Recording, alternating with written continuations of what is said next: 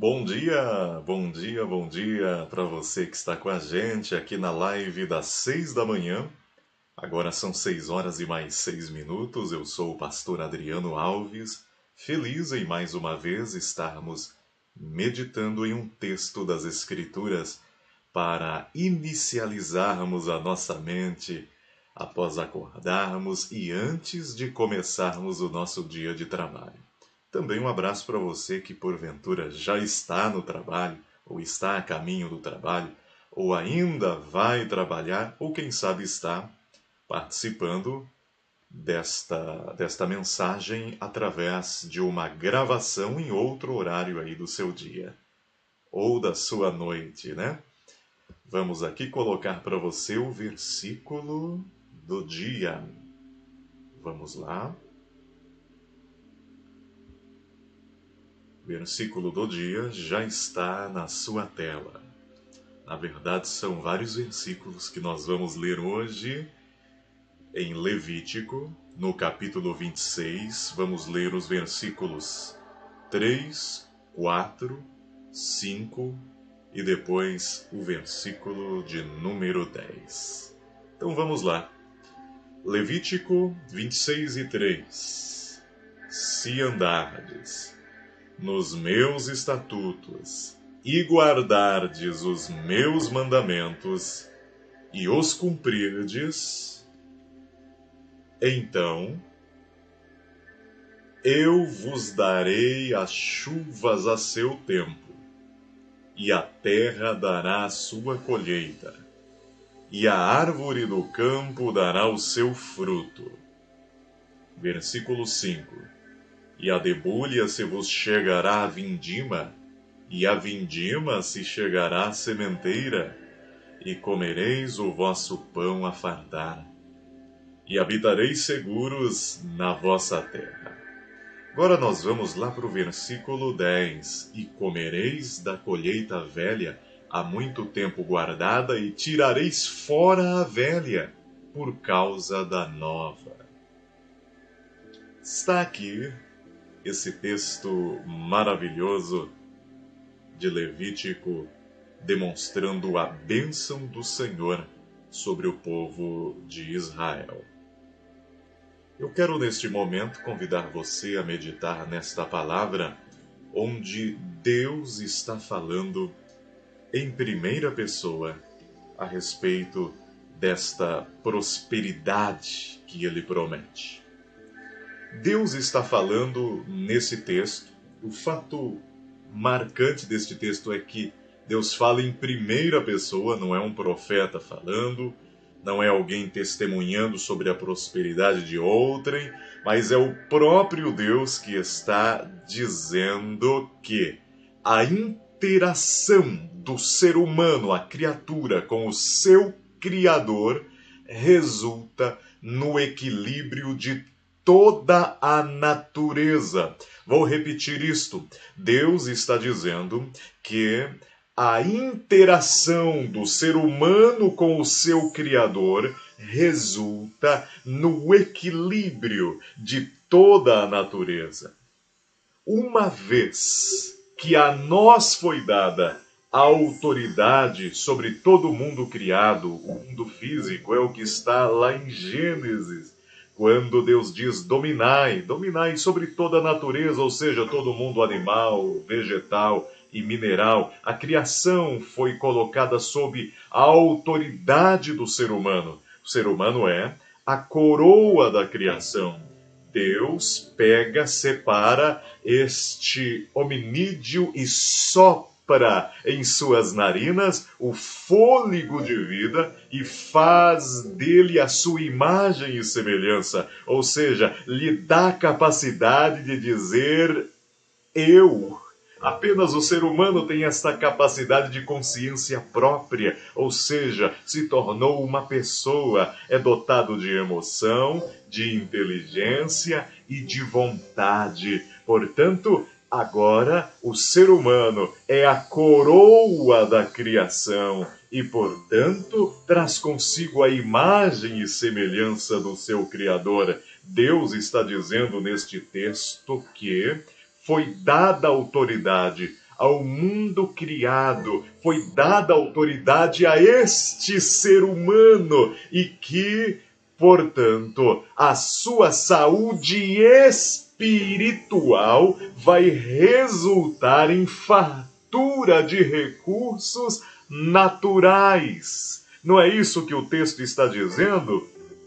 Eu não quero aqui correr o risco de ser mal interpretado, então eu vou colocar de novo o texto aqui na sua telinha, porque é justamente isto o que a palavra está nos dizendo. Olha lá, vamos voltar no versículo 3.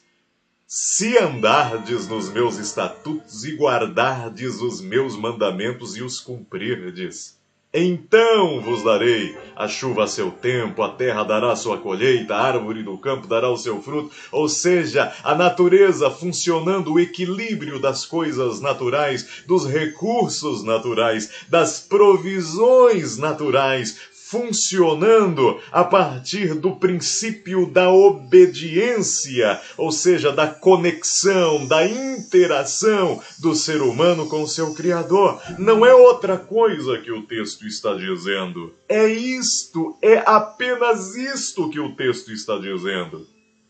Não tem como fazer contorcionismo em relação a este texto. E eu, nesta manhã, diante deste texto, estou aqui não para dizer com arrogância ou falar de quem é melhor ou quem é pior ou querer trazer uma mensagem de religiosidade. Não, eu só estou aqui convidando você a fazer a mesma coisa que eu estou fazendo diante deste texto, permitindo que ele me confronte.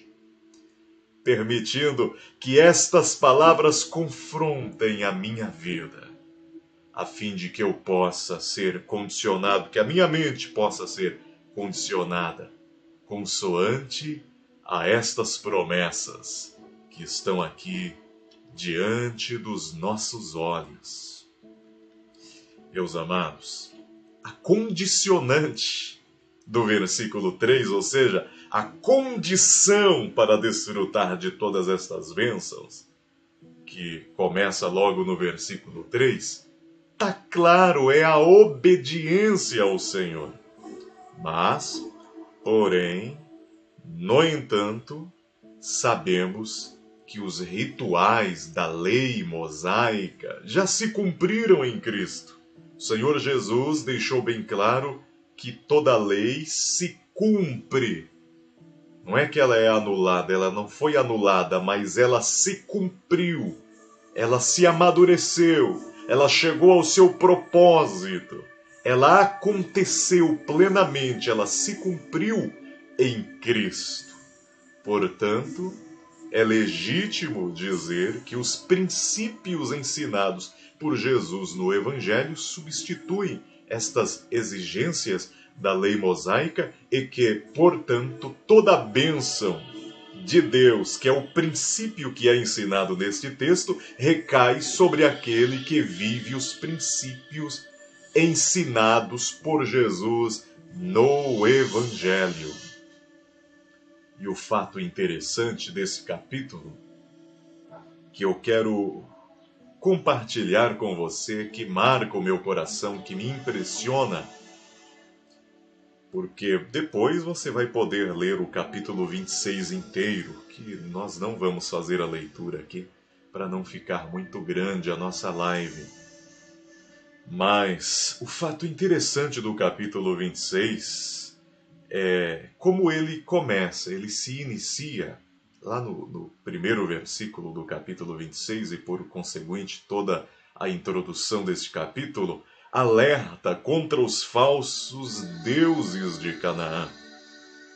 Israel estava cercado pelo conceito, pela ideia de que toda prosperidade agrícola dependia da benesse daqueles espíritos divinos que os cananeus cultuavam. Mas o Senhor está falando aqui nesse texto em primeira pessoa que a bênção está em suas mãos. Deus está dizendo: as bênçãos estão em minhas mãos. não nas mãos destes espíritos, destes deuses cananeus, mas está em minhas mãos, Israel. E eu abençoo, e abençoo porque eu quero. É isto que precisamos entender. E em nossa geração, vamos contextualizar agora essa palavra, porque ela foi falada para aquele contexto, aquela geração há milhares de anos atrás, aquele contexto agrícola, e aquelas pessoas cercadas por toda aquela idolatria, os deuses da agricultura. Mas em nossa geração nós não temos tantas pessoas invocando espíritos para a sua prosperidade. Mas o conceito igualmente idólatra de que o ser humano é autossuficiente com a sua inteligência, com a sua tecnologia, com o seu trabalho, esse conceito deve ser rejeitado. Esse texto que está na sua tela, este antigo texto, esse texto milenar, esse texto vem ecoando pelos milênios que nos antecederam e dizendo solenemente que toda provisão tem uma fonte, a bênção do Criador. É isto que a palavra está nos ensinando nesta manhã. E é isto que precisamos entender. Mais do que o nosso trabalho, que a nossa inteligência, ou que a nossa tecnologia, ou que a nossa formação, a nossa educação, os nossos diplomas, mais do que tudo isto, o texto está dizendo que toda prosperidade, toda provisão tem uma fonte que jorra extravagantemente em um fluxo contínuo, constante, abundante e poderoso. Adorado é o nome do Senhor.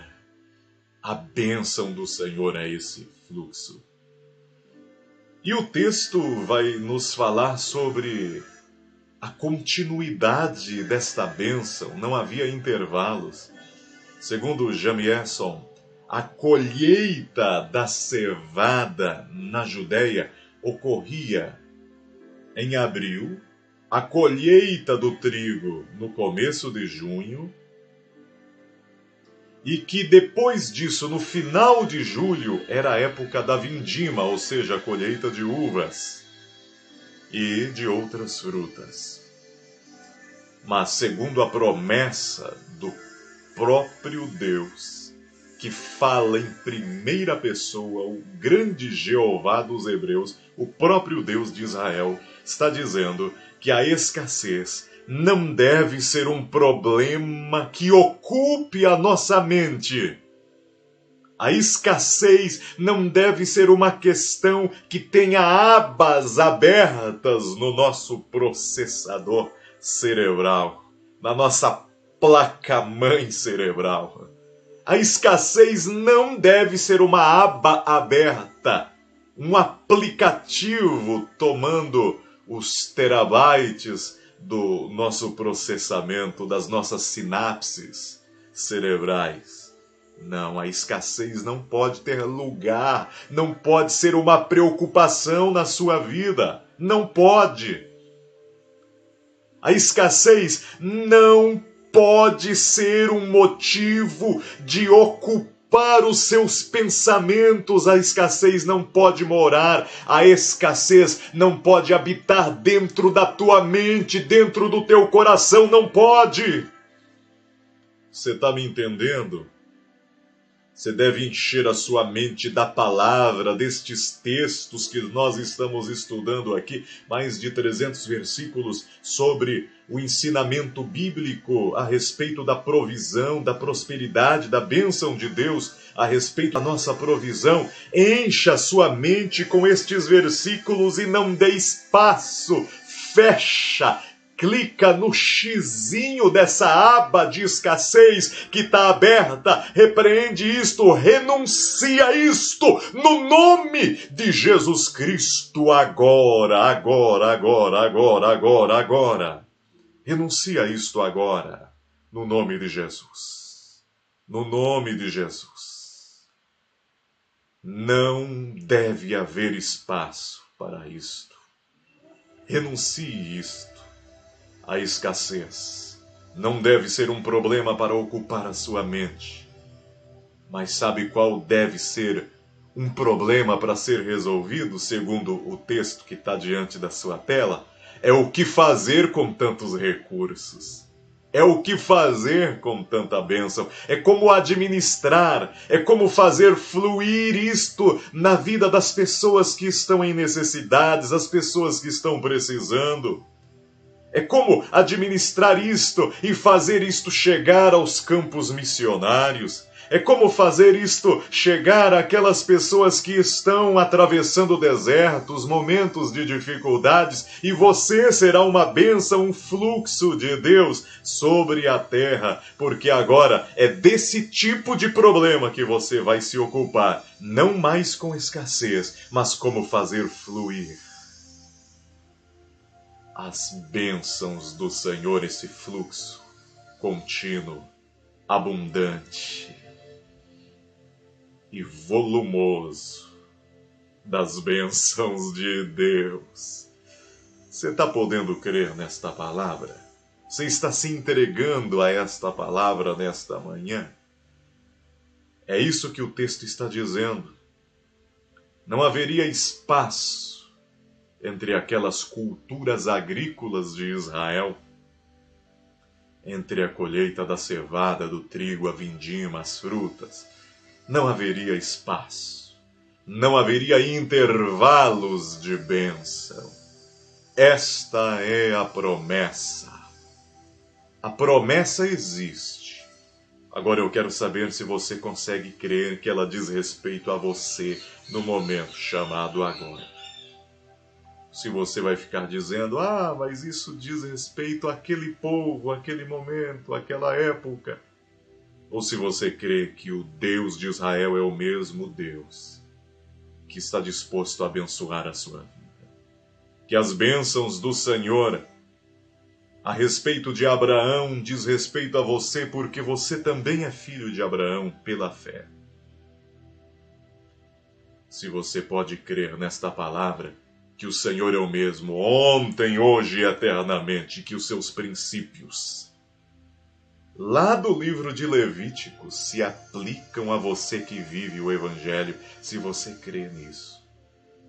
Se você crê nisso, que estes princípios de Deus são vivos, então comece a se alegrar agora, comece a se alegrar agora, se alegra. Se alegra. Inicialize a sua mente no dia de hoje, este 31 de outubro de 2020. Este sábado abençoado, agora 6 horas e 24 minutos desta manhã, aqui em live, ou quem sabe em outro dia, em outro momento, que você está participando através da gravação que ficará salva neste canal ou nesta página. Eu quero lhe dar uma atividade agora. Sempre terminamos estas lives com uma atividade pedagógica, uma atividade inspiracional. E eu quero dizer que quando nós dependemos de nós mesmos, nós resolvemos questões de escassez. Mas quando dependemos do Senhor, somos alçados a um nível superior de problema. O que fazer com tanta bênção? Eu vou repetir esta frase. Quando dependemos de nós mesmos, resolvemos questões de escassez. Mas quando dependemos do Senhor, somos alçados a um nível superior de problema. O que fazer com tanta bênção? Nós acabamos atraindo para nós aquilo que mais tememos. como aprendeu Jó às duras penas. Portanto, precisamos condicionar a nossa mente para não viver em medo. Paulo diz que o amor lança fora todo medo. O amor lança fora todo medo.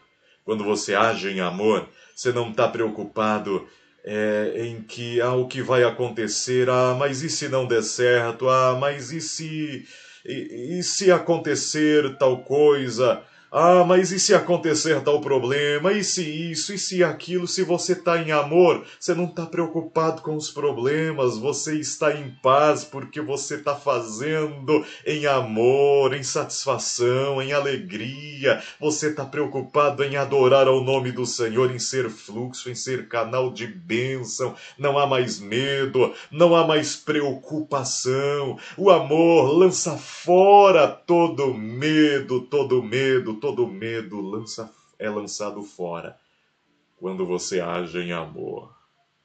Eu quero convidar você então no seu bloco de anotação ou aí no seu caderninho agora, mais tarde no livro que nós estamos escrevendo sobre estes versículos.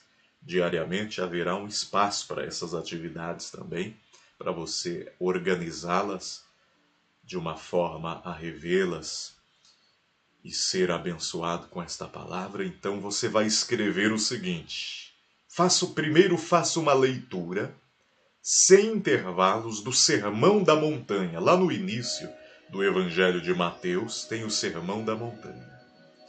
Faça uma leitura sem intervalos. Sabe aquela leitura de fora a fora, sem parar? Leia o Sermão da Montanha inteiro, sem intervalos. Porque quando você começa a parar muito, você começa a querer pensar o que fulano diz sobre aquilo, o que a religião diz, o que os homens dizem. Não, leia de fora a fora. Leia sem intervalos, sem parar. Só deixe que as palavras de Jesus entrem no seu coração da forma mais simples possível, sem o rebuscamento teológico. Leia o Sermão da Montanha de forma simples. Está lá em Mateus, começo de Mateus. Então, você vai listar, vai escrever quais os princípios do Evangelho você não está ainda vivendo, no que diz respeito ao amor a Deus e o amor ao próximo, porque o amor lança fora todo medo. E estes princípios são condicionantes, porque hoje nós aprendemos que o amor lança fora todo medo, e hoje nós aprendemos que a bênção do Senhor está condicionada à obediência dos seus princípios. Então vamos orar agora. Precioso Espírito Santo, muito obrigado porque estamos aqui agora diante da sua presença. Querido Espírito de Deus, eu quero rogar ao Senhor agora, em favor deste seu filho, desta sua filha, que entendeu a sua palavra, e entendendo a sua mensagem, a sua palavra, está vivendo e se entregando aos princípios que a sua palavra nos ensinam.